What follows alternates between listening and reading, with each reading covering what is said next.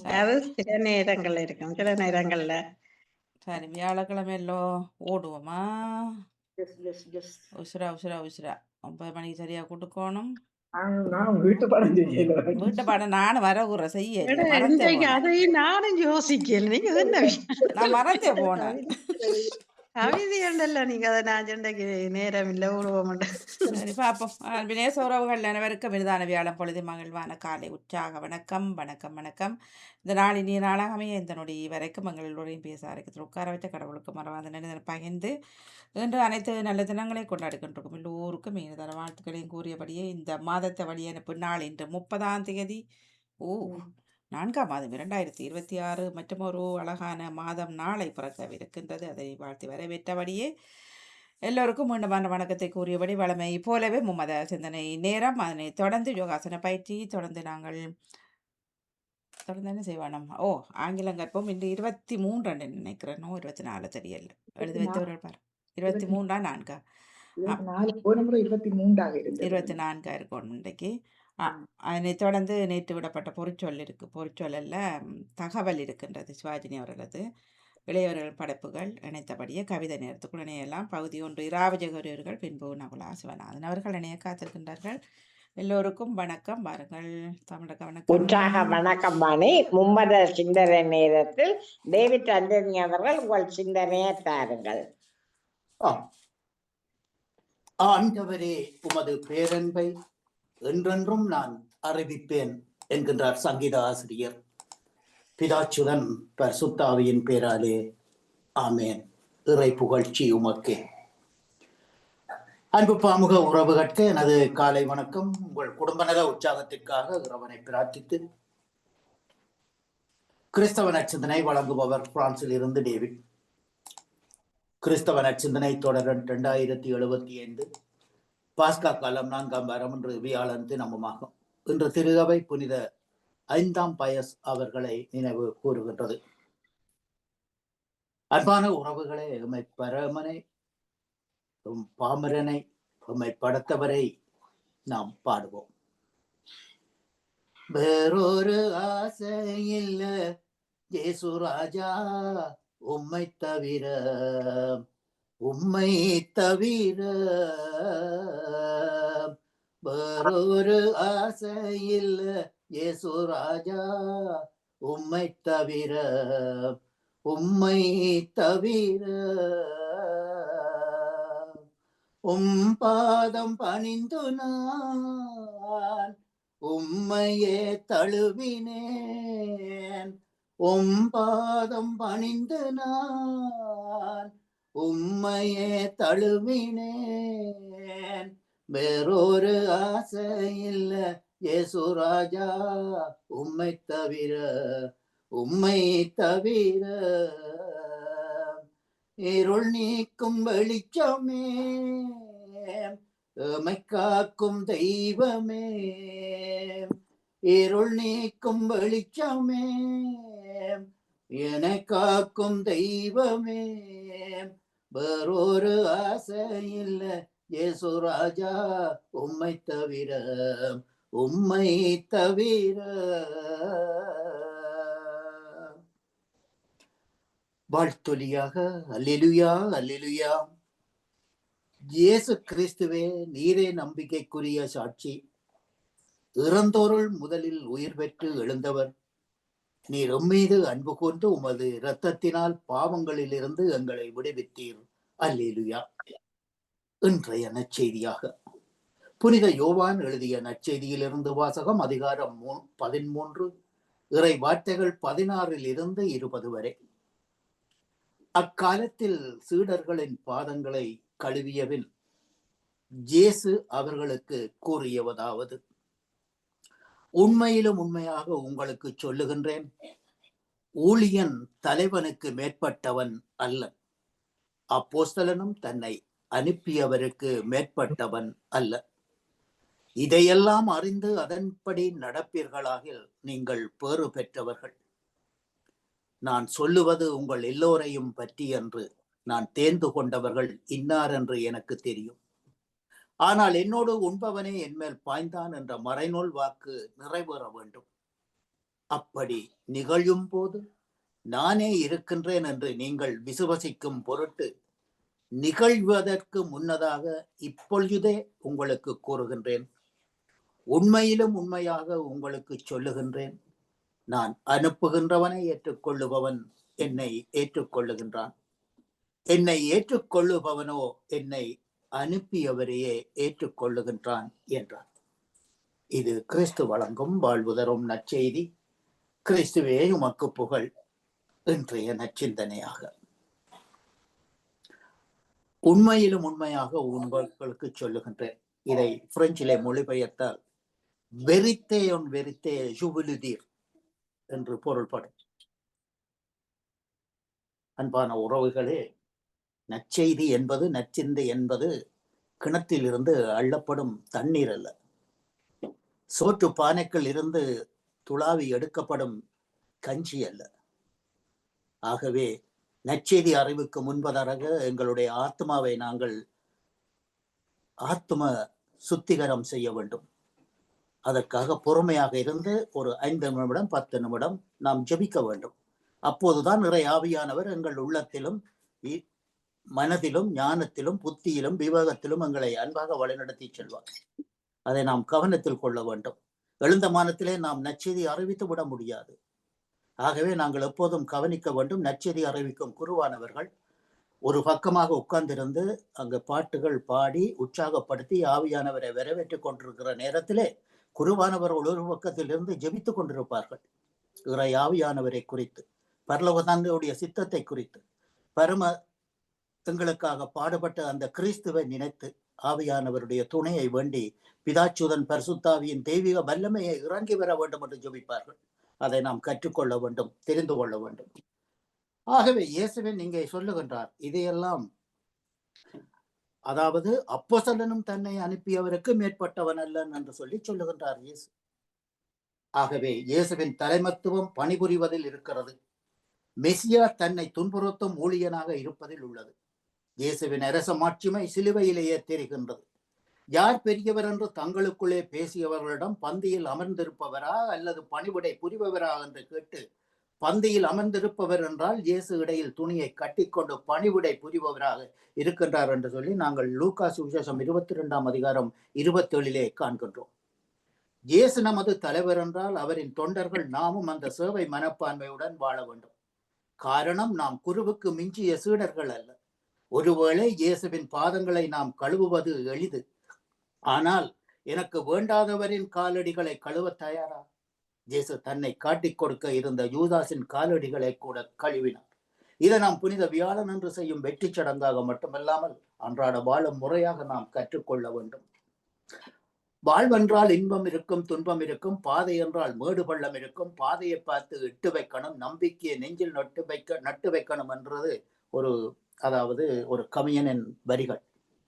பவுலடியார் இறைவார்த்தை மேல் நம்பிக்கை வைத்தார். பணிவாழ்வின் அடித்தளமே நம்பிக்கையும் சேவை மனப்பான்மையும் தான். பணிவிடை புரியவே வந்தேன் என்ற ஆண்டவரின் வார்த்தை இன்றைய நற்செய்தியாக நமக்கு வருகிறது. ஒரு அலுவலகத்திலோ அல்லது வேறு துறையிலோ நாம் பதவி வகிப்பது பணி செய்வதற்காக அன்றி அதிகாரத்திற்காக அல்ல. பதவி என்பது சக ஊழியர்களை தனக்கு சமமாக இருப்பவர்களையும் மட்டம் தட்ட பார்க்கும். ஆனால் பணி என்னும் போது திறமை உள்ளவர்களை நல்ல நண்பர்களாக பாவிப்பர். ஆனால் பதவியில் உள்ளவர்கள் தங்கள் பதவி உயர்வுக்காகவும் அந்த பணியில் நிலைத்து நிற்பதற்கும் எத்தனையோ சுயநல சூழ்ச்சிகளை உருவாக்குகின்றன. இப்படி பதவி பணி என்று பார்க்கும் போது நாம் பதவிக்கு எப்படியெல்லாம் வேஷம் போடுகின்றோம் என்று தெரிகின்றது. ஆனால் நாம் பணியை முழுமையாக எடுத்து செயல்படும் போது நம் நேர்மையும் மக்களோடு மக்களாக வாழும் பரந்த உள்ளமும் கிடைக்கின்றது. இதனால் நாம் உள்ளமும் தெளிவு பெறுகின்றது. இதன் வழியாக இயேசுவும் அவருடைய பணியாளனாக நம்மை அழைக்கின்றார். நாமும் ஆண்டவருக்காக பணி செய்வோம். பதவிக்காக வாழ்வதை விடுத்து இயேசுவின் திருவடியில் அன்பு பணியாளர்களாக நம்மை தாழ்த்தி பாதம் கழுவிய இயேசுவின் பாதத்தை பின்பற்றி அவருடைய அன்பு வழியிலே நாமும் நடப்போம். இன்றைய நற்சிந்தனையில் இணைந்திருந்த அனைத்து பாமுக உறவுகளுக்கும் இந்நாளிலே இறைவன் நிறையாசி வழங்க வேண்டி எல்லோருக்கும் பொதுவான இறைவனை பிரார்த்தித்து விடபெறும் இன்றைய நாள் நிகழ்ச்சிகள் அனைத்தும் இனிதே நடைபெற வாழ்த்துக்கள் கூறி அன்போடு விடபெறுகின்றேன். அன்பு தங்கையே திருமதி தவமலர் கல்விராஜன் அவர்களை மீண்டும் நாளைய சிந்தனையோடு சிறப்பு குழந்தைகள் விழிப்புணர்வு மாதத்தில் நன்றி, வணக்கம் தங்கையே. நாளைய தினம் சந்திப்போம். நன்றி. நன்றி, வணக்கம் டேவிட் ஆண்டனி அவர்களே. உங்கள் சிந்தனைக்கு வாழ்த்துக்கள். அடுத்து நேவிஸ் பிலிப்ஸ், உங்கள் சிந்தனையை தாருங்கள். இனிய காலை உற்சாக வணக்கம் திருமதி தவமலர் கல்விராஜன் அவர்களே. வணக்கம்.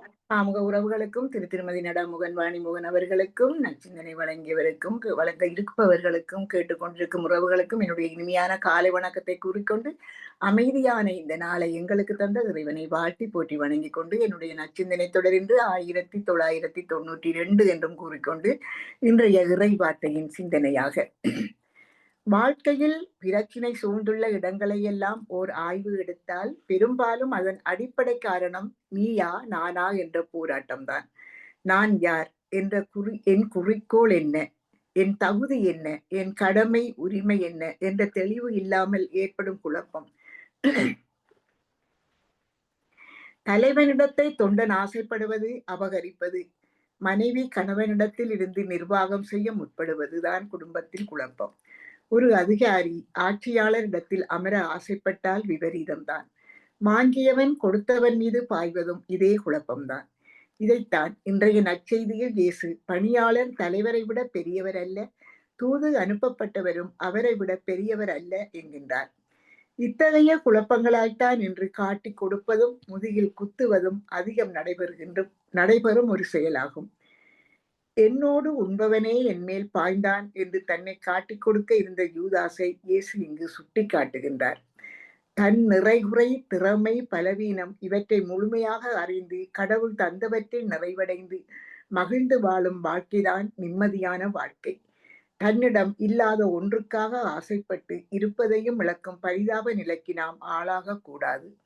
எனவே இருப்பதில் நிறைவடைந்து இனிதாய் நிறைவாய் மகிழ்வாய் வாழ்வோம், இறையாசீர் பெற்று வாழ்வோம் என்று கூறிக்கொண்டு உங்களுக்கும் இந்த அதிகாலை பொழுதினிலே இந்த இறை வேண்டல் இறை சிந்தனையில் இணைந்திருக்கின்ற எல்லோருக்கும் இந்த நாள் இனிய நாளாக மலர்ந்து எல்லோரும் எல்லா நலன்களும் பெற்று அமைதியாகவும் மகிழ்வாகவும் வாழ வேண்டும். அதேவேளை நாங்கள் நாட்டின் மக்களுக்காகவும் அந்த நடக்கிற அந்த பயங்கர யுத்தங்கள் முடிவெற்று மக்கள் அமைதியில் சமாதானத்தில் மகிழ்வில் வாழ வேண்டும் என்றும் நாங்கள் அவர்களுக்காக பிரார்த்தித்துக் கொண்டு உங்களிடம் இந்த அன்பாக விடைபெறுகிறேன். தகவலர் அவர்களே, நன்றி வணக்கம். வாணிமுகனையும் வரவேற்றபடி நன்றி வணக்கம். நன்றி வணக்கம் நேவிஸ் பிலிப்ஸ் அவர்களே. உங்கள் சிந்தனைக்கு வாழ்த்துக்கள். அடுத்து பாலன் வேலுப்பிள்ளை அவர்கள், உங்கள் சிந்தனையை தாருங்கள். மீண்டும் ஒரு புதிய நாளை காண தந்த பிரித்தெழுந்த இயேசுராஜனுக்கு கோடான கோடி நன்றிகளை சொல்லிக்கொண்டு, அப்படி எமது அன்பு சகோதரி தொகுப்பாளினி திருமதி தவமலர் கல்விராஜனுக்கு இனிமையான காலை வணக்கம். நலமாக உற்சாகமா இருக்கீங்களா? இனிமையான காலை வணக்கம் பாலன். நான் மிக உற்சாகமாக இருக்கிறேன். மிக்க நன்றி. நீங்களும் உற்சாகம் தானே? ஓம் சரி, நானும் அதே உற்சாகத்தோடு இருக்கிறேன். மிக்க நன்றி சகோதரி. அப்படி சார் நன்றிகளை சொல்லிக்கொண்டு, அப்படி எமது அன்பு சகோதரி திருமதி கலைவாணி மோகனுக்கும் மற்றும் எமது அன்பு சகோதரர் பாமோத்தின் அதிபர் திருவாளர் நடாமோகனுக்கும் மற்றும் பாமோத்தில் கடன் சிறப்பிக்கின்ற அனைத்து குடும்ப உறவுகளுக்கும் மற்றும் பாமோத்தை பார்த்து கேட்டுக்கொண்டிருக்கிற அனைத்து உறவுகளுக்கும் இனிமையான காலை வணக்கங்களை கூறிக்கொள்வதோடு எல்லா உறவுகளுக்கும் உயிர்த்தெழுந்த இயேசு கிறிஸ்தனுடைய ஆசீர்வாதங்கள் அனைத்து உறவுகளுக்கும் பேர் பேராக கிடைக்க வேண்டும் என்று சொல்லி இயேசு கிறிஸ்து நாமத்தில் எடுத்துக்கொண்டு நன்றிலிருந்து கரைப்பட்டி மேற்கு வேலுப்பிள்ளை பாலன் இந்த கிறிஸ்தவ தொடக்கம் சாரி 794 சொல்லிக்கொண்டு பரிசுத்த வேதாகம் புதிய ஏற்பாட்டில புனித லூக்கா எழுதின சுவிசேஷம் 2ஆம் அதிகாரம் இறைவார்த்தைகள் 1-10 முடிய. இயேசுவினுடைய பரிசுத்தமுள்ள நாமத்துக்கு சோத்திரம். அந்நாட்களில் உலகமெங்கும் குடிமதிப்பு எழுதப்பட வேண்டுமென்று அகஸ்து ராஜனால் கட்டளை பிறந்தது. சீரியா நாட்டிலே சிரேனியு என்பவர் தேசாதிபதியாயிருந்த போது இந்த முதலாம் குடிமதிப்பு உண்டாயிற்று. அந்த படி குடிமதிப்பெழுதப்படும் படிக்கு எல்லோரும் தங்கள் தங்கள் ஊர்களுக்கு போனார்கள். அப்பொழுது யோசேப்பும் தான் தாவீதின் வம்சத்தாரும் குடும்பத்தாருமாயிருந்தபடியினாலே தனக்கு மனைவியாக நியமிக்கப்பட்டு கர்ப்பவதியான மரியாளுடனே குடிமதிப்பெழுதப்படும்படி கலிலேயா நாட்டில் உள்ள நாசரேத்தூரிலிருந்து யூதேயா நாட்டில் உள்ள பெத்லகேம் என்னும் தாவீதின் ஊருக்கு போனார். அவ்விடத்திலே அவர்கள் இருக்கையில் அவளுக்கு பிரசவ காலம் நேரிட்டது. மரியாள் தன் முதற்பெறான குமாரனை பெற்று சத்திரத்திலே அவர்களுக்கு இடமில்லாதிருந்தபடியினால் பிள்ளையை துணிகளில் சுற்றி முன்னணியிலே கிடத்தினாள். அப்பொழுது அந்த நாட்டில் மேய்ப்பர்கள் வயல்வெளியில் தங்கி ராத்திரியிலே தங்கள் மந்தையை காத்து கொண்டிருந்தார்கள். அவ்வேளையில் கர்த்தருடைய தூதர் அவரிடத்தில் வந்து நின்றார். கர்த்தருடைய மகிமை அவர்களை சுற்றிலும் பிரகாசித்தது. அவர்கள் மிகவும் பயந்தார்கள். தேவதூதர் அவர்களை நோக்கி, பயப்படாதிருங்கள், இதோ எல்லா ஜனத்துக்கும் மிகுந்த சந்தோஷத்தை உண்டாக்கும் நற்செய்தியை உங்களுக்கு அறிவிக்கிறேன். தொடர்ச்சி சோதரி நாளை தொடர்பு சொல்லிக்கொண்டு இயேசுனுடைய பரிசுத்தமுள்ள நாமத்துக்கு சோதரம். இடுக்கமான வாசல் வழியே வருந்தி நுழைய முயன்றிடுவோம். சிலுவை சுமந்தே இயேசுவின் பின் சிரித்த முகமாய் சென்றிடுவோம். இடுக்கமான வாசல் வழியே வருந்தி நுழைய முயன்றிடுவோம். சிலுவை சுமந்து இயேசுவின் பின் சிரித்த முகமாய் சென்றிடுவோம். நாம் சிலுவை சுமந்து இயேசுவின் பின் சிரித்த முகமாய் சென்றிடுவோம். இவ்வாழ்வின் துன்பம் எல்லாம் சில காலம்தான் நீடிக்கும். இவ்வாழ்வின் துன்பம் எல்லாம் சில காலம்தான் நீடிக்கும். இணையில்லாத மகிமை இனிமேல் நமக்குண்டு. ஆமென். இணையில்லாத மகிமை இனிமேல் நமக்குண்டு. சிலுவை சுமந்து இயேசுவின் பின் சிரித்த முகமாய் சென்றிடுவோம். அழிவுக்கு செல்லும் வாயில் மிகவும் அகன்றது. அழிவுக்கு செல்லும் வாயில் மிகவும் அகன்றது. பாதாள நரகம் செல்லும் பாதை மிகவும் விரிந்தது. பாதாள நரகம் செல்லும் பாதை மிகவும் விரிந்தது. மிகவும் விரிந்தது. அன்பான இயேசுராஜனுக்கு கோடான நன்றியை சொல்லிக்கொண்டு, தகப்பனே, பிரயாணமாக்கமாக ராஜா, உங்களது பிள்ளைகள் எந்தெந்த வாகனங்களை வெளி சென்று இருக்கிறார்களோ மற்றும் செல்ல இருக்கின்றார்களோ மற்றும் எந்தெந்த இடங்களில் இருக்கின்றார்களோ எல்லா இடங்களிலும் இயேசப்பா உங்கள் தூதர்களை அனுப்பி நீங்கள் ஒவ்வொரு ஆத்துமாக்களையும் பேர் பேராக பாதுகாத்து நிச்சரிக்கிறேன் தகப்பனே. அப்படி நீங்கள் தினமும் பாதுகாத்து வருகிறமைக்கா இந்த நாளில் தூதருடைய பிரசன்னம் பாதுகாப்பாக வழித்துக் கொண்டிருப்பதற்கான இயேசுராஜனுக்கு கோடான கோடி கோடி நன்றி ராஜா. தொடர்ந்து எல்லா குடும்பங்களும் தேவையான சாந்திங்க ராஜா. ரெட்டத்தனியா குடும்பங்களை ஆசீர்வதிங்க தகப்பனே, ஆசீர்வதிங்க ராஜா. சோத்திரன் தகப்பனே, வற்றன் ராஜா. அதில் நிரந்தரமான சமானத்தை கொண்டவனையும் செபிக்கிறேன் ராஜா. நிரந்தர சமானத்தை கொண்டு வாங்க ராஜா. அதிகளோடும் அனுத்தரவோடு நீங்கள் பேசுங்க ராஜா, பேசுங்க. இதுவரை மரித்த அத்தனை ஆத்மாக்களுக்கு நித்திய இழப்பாறுகளை கொடுத்து ஆத்மா சாந்தியை கொடுங்க ராஜா.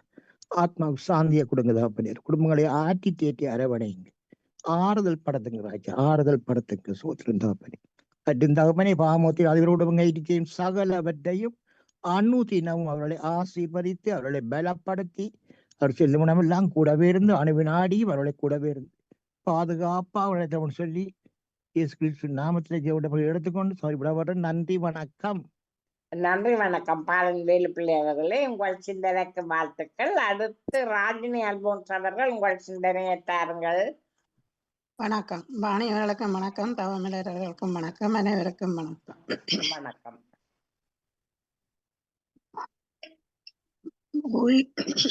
உள்ளே போவார்கள், வெளியே வருவார்கள். மாறாக ஆயனின் பணி 2 நிலைகளில் வரையறுக்கப்படுகிறோம். அழிப்பது ஆட்டின் மந்தையின் ஓர் ஆடு அழிந்தாலும் அதன் குடும்பம் அழிவை சந்திக்கின்றது. சில வீடுகளில் திருட்டு நடக்கும் போது நாம் இதையே கேள்விப்படுகின்றோம். நகை திருட்டால் நிறுத்தப்படும் திருமணங்கள், அதன் விளைவாக நடக்கும் தற்கொலைகள், இவ்வாறாக ஒரு செயல் அடுத்த செயலுக்கு இட்டுச் செல்லுகின்றது. ஒரு அழிவு அந்த அழிவுக்கு இட்டுச் செல்லுகின்றது. கொல்வது பாவம் என்றால் மாடுகளின் சத்தத்தால் மற்றவர்கள் விழித்துக்கொண்டு பிடித்து விடுவார்கள். அதாவது தான் யார் என்று அடையாளம் எது என்றும் வெளிப்பட்டவுடன் அதை மறைக்க அவர் இவ்வாறு செய்கின்றார். அவர்கள் வாழ்வு பெறுவர், அதை நிறைவாக பெறுவர். நிறைவான மேய்ச்சல், பசியின் தாகமும் தீர்ந்துவிடும். எந்த குறையுமின்றி நிறைவாக இருப்பர். வாழ்க்கையில் தம் உடலை கஷ்டப்படுத்தி உழைத்து தன்னால் இயன்றதை எடுத்து அதை சேர்த்து அதை உண்டாத்தான் அவருடைய வாழ்வும் நிலை பெறும். படியேறி வருகின்றேன் தேவா, என்னை பணியாக்க வருகின்றேன் தேவா, நான் படியேறி வருகின்றேன் தேவா. நன்றி, வணக்கம். நன்றி, வணக்கம். ராஜினி அல்போன்ஸ் அவர்களே, உங்கள் சிந்தனைக்கு வாழ்த்துக்கள். ஆனா பாலமுரளி அவர்கள் உங்கள் சிந்தனையை தாருங்கள். மீண்டும் ஒரு புதிய நாளை காண செய்த இறைவனுக்கு நன்றியை கூறிக்கொண்டு, இந்த மாதம் முழுவதும் எங்களை காத்து வழிநடத்தி புதிய மாதத்தில் அடியெடுக்க வைக்க செய்யும் இறைவனுக்கு நன்றியை கூறிக்கொண்டு, பாமுகம் தொலைக்காட்சியில் இணைந்திருக்கும் அத்தனை உறவுகளுக்கும் எனது காலை வணக்கத்தையும் வாழ்த்துக்களையும் கூறிக்கொண்டு, இன்று லூக்கா நற்செய்தி அதிகாரம் 16 இறைவசனம் 10. மிகச் சிறியவற்றில் நம்பத் தகுந்தவர் பெரியவற்றிலும் நம்பத் தகுந்தவராய் இருப்பார். மிகச் சிறியவற்றில் நேர்மையுள்ளவர் பெரியவற்றிலும் நேர்மையுள்ளவராய் இருப்பார். இது ஆண்டவர் வழங்கும் அருள்வாக்கு. இன்று நாம் நம்முடைய வாழ்க்கையில் பல இடங்களில் பார்த்திருக்கின்றோம். எங்கேயுமே பெரியவர்களை, பெரிய காசுக்காரர்களையோ அல்லது வெளியில் பெரியவர்களாக தோன்றுபவர்களையோ தான் இன்று முதன்மைப்படுத்துவார்கள், மேன்மைப்படுத்துவார்கள், அவர்களை பற்றி பேசிக் கொண்டிருப்பார்கள். ஆனால் இயேசு கிறிஸ்து சொல்லுகின்றார், நீ எங்கெல்லாம் சிறியவர்களாய் இருக்கிறியோ அங்கெல்லாம் பெரியவர்களாய் ஆக்கப்படுவாய். நீ ஒரு சிறிய ஆணி போன்றவர். ஒரு ஆணி ஏதாவது ஒரு வாகனத்திலோ அல்லது ஒரு நாங்கள் அன்றாடம் பாவிக்கும் பொருளிலோ இல்லது வீட்டு தளபாடங்களிலோ ஒரு ஆணி தளர்ந்து போய்விட்டால் அந்த ஆணி இல்லாமை அந்த பொருளை நாங்கள் பாவிக்க முடியாததாக இருக்கும். அந்த ஆணி மிக மிக சிறியதாக இருக்கும். ஆனால் அதுதான் அங்கு முதன்மை பெறுகின்றது. அந்த ஆணியால் தான் அந்த ஒரு வாகனமாக இருக்கட்டும், ஒரு தளபாடங்களாக இருக்கட்டும், அது காலை ஊன்றி நிலத்தில் நிற்கக்கூடிய தைரியத்தை அந்த சிறு ஆணிதான் கொடுக்கின்றது. ஒரு ஆணி தளர்வாக இருந்தால் அல்லது தன்னிடத்தில் இருந்து திரைத்து விட்டாலோ அந்த பொருளை மிகவும் திரும்ப பாவிக்க முடியாமல் போய்விடும். அதே போல்தான் நாம் சிறியவர்களாக இருந்தாலும் சிறிய ஒரு பொருள் ஒரு சிறிய ஆணியாக இருந்தாலும் மிகவும் மிகவும் பெரிய விஷயத்திற்கு பயன்படுத்தப்படுகின்றது. அதுபோல் நாமும் இறைவனுக்கு சிறியவர்களாக இருந்தாலும் பொது இடங்களிலும் அல்லது எங்களுடைய குடும்பங்களிலும் நாங்கள் ஒரு சிறியவர்களாகத்தான் இருப்போம். ஆனால் எங்களால் மிகப்பெரிய காரியங்களை செய்ய முடியும் என்றதை இறைவன் எங்களுக்கு வலியுறுத்துகின்றார். ஒரு சிறிய உதவி நாங்கள் மற்றவர்களுக்கு செய்தால் கூடி சில சமயங்களில் அது அவர்களுக்கு பெரியதாகவே தோன்றும். அந்த சமயத்தில் நாம் செய்கிற உதவி பெரிய உதவியாகத்தான் இருக்கும். அதே போல்தான் நாங்கள் பொது இடத்திலேயோ குடும்பத்திலேயோ நாங்கள் சிறியவர்கள் என்ற உணர்வோடு நாங்கள் வாழ வேண்டும். அப்பதான் நாங்கள் மதிக்கப்படுவோம். அதைத்தான் இயேசு சொல்லுகின்றார் என்று, மிகச் சிறியவற்றில் நம்பத்தக்கவர் பெரியவற்றிலும் நம்பத்தக்கவராய் இருப்பார் என்று. ஆகவே நாம் இந்த சிறிய விஷயம், சிறிய விஷயங்களை நாம் மற்றவர்களுக்காக செய்யும் போதோ, அல்லது குடும்பங்களில் செய்யும் போதோ, அல்லது வீடு வு வு வேலை இடங்களில் செய்யும் போதோ, நாம் அதை செய்தால் சிறியவற்றை செய்து பெரியொரு பிரச்சனையோ, பெரியொரு உதவியாகவோ நாங்கள் அங்கு காணப்படுகின்றோம். அதேபோல் தான் நேர்மை உள்ளவர்களாக வாழ வேண்டும். அ எ ஒ எந்த ஒரு விஷயத்திலும் எங்களுடைய நேர்மையை நாங்கள் விட்டுவிடக்கூடாது. அல்லது அ நேர்மை அற்றவர்களாக வாழக்கூடாது. அதைத்தான் இன்று இயேசு நமக்கு இந்த லூக்கா நற்செய்தி மூலமாக எங்களுக்கு தெளிவாக அ அறிய தந்திருக்கின்றார். ஆகவே இந்த நாளை தந்த இறைவனுக்கு நன்றியை கூறிக்கொண்டு, இயேசுவுக்கே புகழ், இயேசுவுக்கே நன்றி, மரியே வாழ்க. நன்றி, வணக்கம். நன்றி, வணக்கம். ஆனா பாலமுரளி அவர்களே, உங்கள் சிந்தனைக்கு வாழ்த்துக்கள். அடுத்து தியான தேசன் அவர்கள் உங்கள் சிந்தனையை தாருங்கள். இனிய காலை உற்சாக வணக்கம். இன்றைய சோப்பாளி சோம கல்விராஜன் அவர்களுக்கும், வணக்கம். பாமூர் தோப்பாளி கலைவாணி மோகன் அவர்களுக்கும், அதிபர் நடாமோகன் அவர்களுக்கும், அனைத்து பாமூர்களையும் எனது எங்கிருந்த காலை வணக்கத்தை கிறிஸ்தாசுடன் குறிக்கொண்டு நான் வந்து தியான் நடேசர். இன்று பாஸ்கா காலத்தின் 4ஆம் வாரத்தின் 4ஆம் நாள் வியாழக்கிழமை. எனதாக்கம் 9059. கிறிஸ்த நற்சிந்தனை.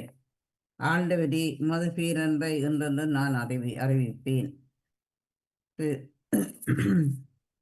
இயேசுவிற்கும் அவர் அனுப்பிய தந்தைக்கும் இடையில் உள்ள உறவைப் போல இயேசுவுக்கும் அவரால் அனுப்பப்படுவதற்கும் இடையில் ஒரு ஆழமான உறவு உள்ளது. இயேசுவால் அனுப்பப்படுபவர்கள் அவருடைய பிரதிநிதிகள். அவர்கள் வழியாக இயேசு சமூகத்தில் செயல்படுகிறார்.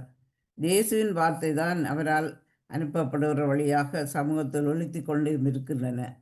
அவர்கள் வழியாக இயேசு உலகில் தொடர்ந்து வாழ்கின்றார். எனவேதான் நான் அனுப்புகிறவரை ஏற்றுக்கொள்வர், என்னை ஏற்றுக்கொள்கிறேன் என்கிறார். இயேசுவால் அனுப்பப்படுகிறவரை பின்பற்றுவர்களாக இருக்க வேண்டும்.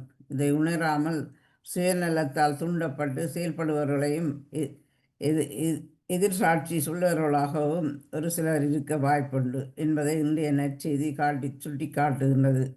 நெற்பயிரோடு களைகளும் வளர்வது தவிர்க்க முடியாத ஒன்று. அறுவடை காலம் வரை கடவுள் அதை அனுமதிக்கின்றார். அறுவடை நேரத்தில் அவை தனியாக பிரிக்கப்பட்டு எரிக்கப்படும். இயேசுவால் அழைக்கப்பட்டு அனுப்பப்பட்டுள்ளாகிய நாம் இயேசுவின் பிரதிநிதியாக அவருடைய வார்த்தையை சுமந்து செல்வராக உள்ளோமா, அல்லது கலைகளாக எதிர்காட்சிகளாக செயல்படுகிறோமா என்று நாங்கள் சிந்தித்து செயல்பட்டு வாழ்வோமா.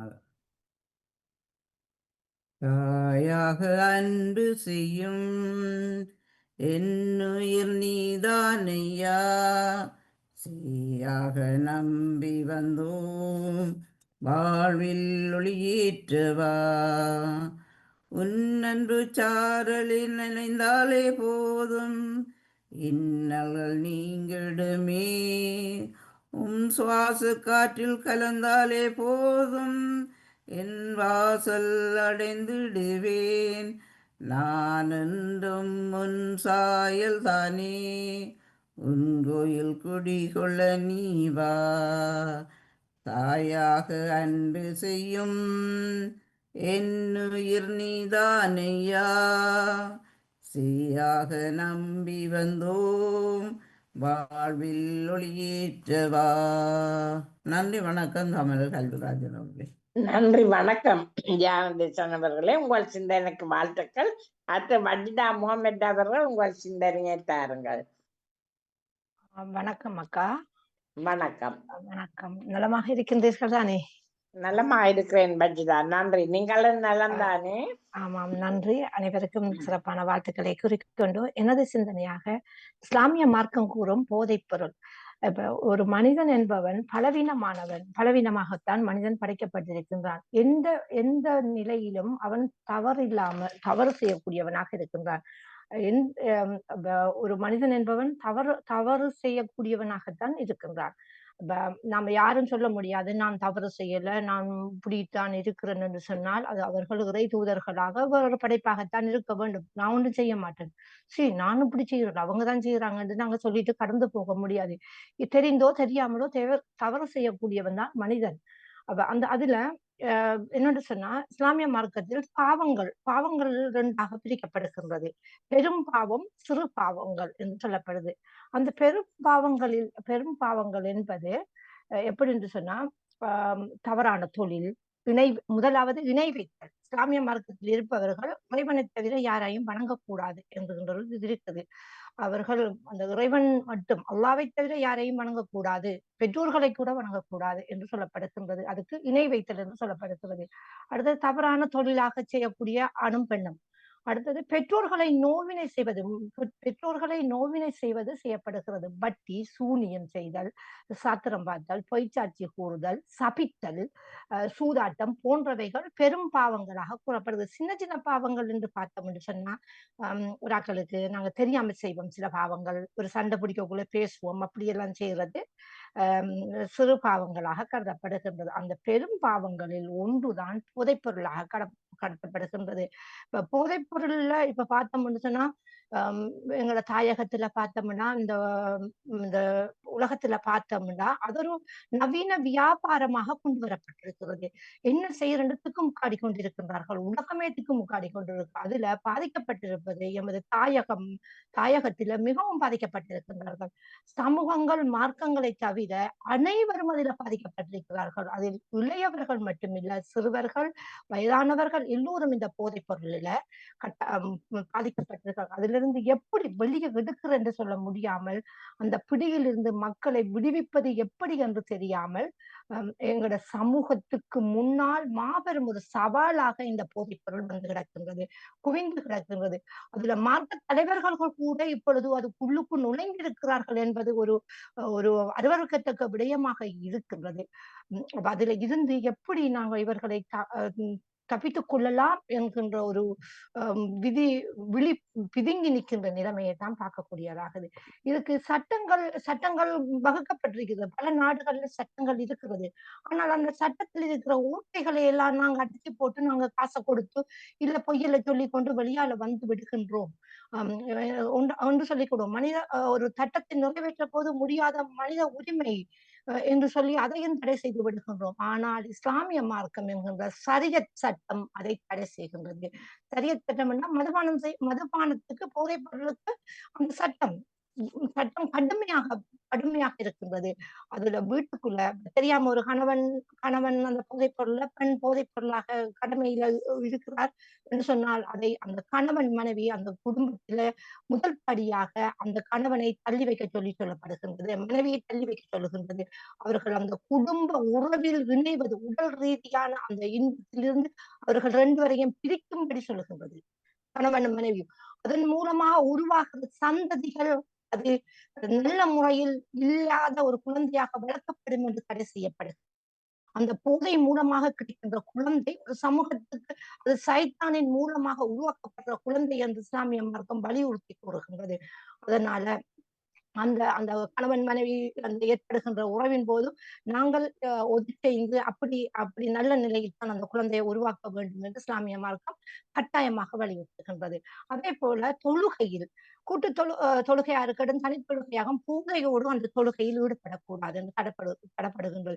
பூதையோட யாராவது குடிக்க வந்தாங்க அந்த மனத்தை தள்ளியே விட்டு விடுவார்கள், பள்ளிவாசலுக்குள்ள ஏற்கவே மாட்டார்கள், வீட்டுக்குள்ளேயும் நான் எடுக்க மாட்டார்கள் போதையில.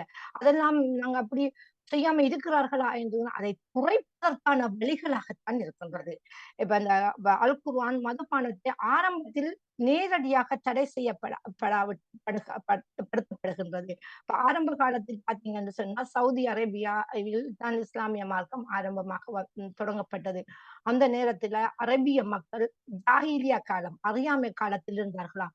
வீட்டிலே எல்லாம் பரலா போதைப் பொருட்கள் இருக்குமா, இப்பொழுது அந்த எரிபொருளை வைத்திருக்கிற மாதிரி அவங்க போதைப் பொருளோடு இருந்தார்களாம். அவங்களுக்கு ஒரு ஒரு ஒரு ஆணுக்கு மகள் அவர மனைவியாகத்தான் தெரிந்தாராம். அப்படி ஒரு மிருகத்தனமான ஒரு வாழ்க்கையை வாழ்ந்து கொண்டிருந்தார்களாம். அந்த போதைப் பொருளை நபிகள் நாயகம் ஸல்லல்லாஹு அலைஹி வஸல்லம் குர்ஆனில் ஒரு ஆயத்து இறக்கப்படுகிறது. போதையை தடை செய்யப்படுகின்ற ஒரு ஆயத்து இறங்கப்படுகின்ற பொழுது அந்த அந்த நபிகள் நாயகம் ஸல்லல்லாஹு அலைஹி வஸல்லம் அவர்கள் அதை மக்களுக்கு எட்டி வைத்த போது அந்த போதைகளை எல்லாத்தையும் அந்த மதுபானங்களை எல்லாம் வீதியில் அப்படியே கடலாக ஓடும்படி ஊட்டினார்களாம். ஆனால் இப்பொழுதும் அந்த சதி அங்கு அமெரிக்கா மூலமாக அந்த சதி உள்நிறுத்தப்படுகின்றது. அமெரிக்காவை மாற்றிக்கொண்டு வருகின்றது. அதுக்கு காரணம் அந்த சைத்தானின் ஊடுருவலாகத்தான் இருக்கின்றது. இப்ப அவர்கள் கேட்கின்றார்கள் இல்லை, இப்ப இருக்கின்ற இளையவர்கள் அதை ஒரு வியாபார நோக்கோடு தான் அதை பார்க்கின்றார்கள். அதை எப்படி தடை செய்வது என்பது எல்லோரும் அதை அங்கரித்துக் கொண்டிருக்கின்றார்கள். இப்ப இதை எப்படி நாங்க தவிக்கலாம் இருக்கலாம் என்று எவ்வளவு கஷ்டமாக இருக்கிறது. குழந்தை ஒரு பெற்றோரை அடித்து கொலை செய்கின்ற அளவுக்கு அந்த போதை இருக்கின்றது. சென்ற வாரங்களில் நாம் பார்த்த பொழுது ஒரு ஒரு இளையவர் சின்னவர் தாயிடம் இருந்து பணம் கட்டிருக்கின்றார். எங்கள் பகுதியில் நடந்திருக்கின்றது. அந்த தாய் அந்த பணத்தை கொடுக்கக்கூடிய சூழ்நிலையில் இருந்த போது அந்த தாயை தள்ளி வீழ்த்திய போது அந்த தாய் படாத இடத்தில் பட்டு அந்த உயிரை இழந்திருக்கின்றார். இதற்கு காரணம் என்ன? அப்ப அது ஒரு சமூக உளவியல் பாதிப்பாக அங்கு இந்த போதைப் பொருள் இருக்கின்றது. இப்ப நாங்க எவ்வளவெல்லாம் இஸ்லாமிய சட்டத்தில் இருக்கும் அந்த சட்டத்தை நடைமுறைப்படுத்தும் பொழுதும் பேசிக்கொண்டு கொடியை தூக்கி கொண்டு வந்து விடுவார்கள். இது ஆகாது, இஸ்லாத்துக்காக மக்களுக்கு ஆகாது, மனித உரிமைக்கு ஆகாது என்று கொண்டு விடுவார்கள். ஆனால் எங்கள் சமூகம், எங்களோட மக்கள், இந்த உலகத்தில் இருக்கிற இளையவர்கள் நாசமா போய் கொண்டிருக்கின்றார்கள். அது நவீனத்தின் மூலமாக நாசமாகி சட்டங்கள் சரியாக நிலைநடத்த போதுதான் குற்றங்கள் இல்லாமல் இருக்கும். குற்றங்கள் இருக்கும். இதைத்தான் இஸ்லாமிய மார்க்கம் சொல்கின்றது. மற்றவர்களுக்கு சொல்லாவிட்டாலும் இஸ்லாமிய மக்களுக்கு அதை வலியுறுத்தி கூறுகின்றது. யார் வீட்டில் போதைப் பொருள் இருக்கிறதை கணவனோ மனைவியோ மறைமுகமாக அதை செய்வார்கள். அழகான முறையில் மனிதர்கள் தான் அவர்களும் அதில் பாதிக்கப்பட்டிருக்கலாம். அவர்களிடம் இருந்து நாங்கள் கையப்பை அவர்களை அந்த இடத்தில் இருந்து நாங்கள் வெளியாக்குவதற்கு முயற்சி செய்ய வேண்டும். இல்லாவிட்டால் விவாகரத்து கூட செய்யக்கூடிய சந்தர்ப்பத்தை அந்த குடும்பத்துக்கு கொடுத்திருக்கின்றது.